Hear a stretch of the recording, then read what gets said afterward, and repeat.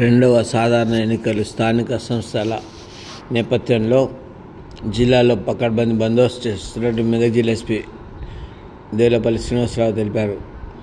గురువారం మధ్యాహ్నం 3 గంటలకు హవేలీ గన్పూర్ పంచాయతీలో ఎంపీడీఓ కార్యాలయంలో ఏర్పాటు చేసిన గ్రామ పంచాయతీ ఎన్నికల నామినేషన్ కేంద్రాలను దేవులపల్లి శ్రీనివాసరావు ఆకస్మికంగా పరిశీలించారు. నామినేషన్ కేంద్రాల విధుల్లో ఉన్న పోలీసు సిబ్బందితో మాట్లాడుతూ ఎన్నికల నియమావళిని ఖచ్చితంగా పాటించాలని, నామినేషన్ ప్రక్రియ పూర్తిగా నిష్పక్షపాతంగా శాంతియుతంగా జరిగేలా ప్రతి ఒక్కరూ అప్రమత్తంగా పనిచేయాలని సూచించారు.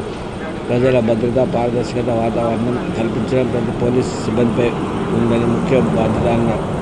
ఎన్నికల శాంతి భద్రత పరిరక్షణలో భాగంగా ఎలాంటి రాజీ లేదని, ఎన్నికల ప్రక్రియను భంగపరిచే యత్నం చేసే కఠిన చట్టపరమైన చర్యలు తప్పవని హెచ్చరించారు.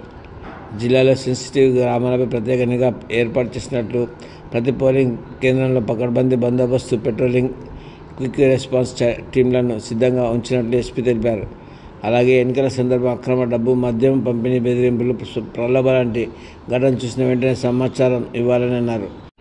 ఎస్పీ వెంట DSP Prasanna Kumar, SB inspector Sandeep Reddy, Haveli Ghanpur SI Naresh, police సిబ్బంది ఉన్నారు.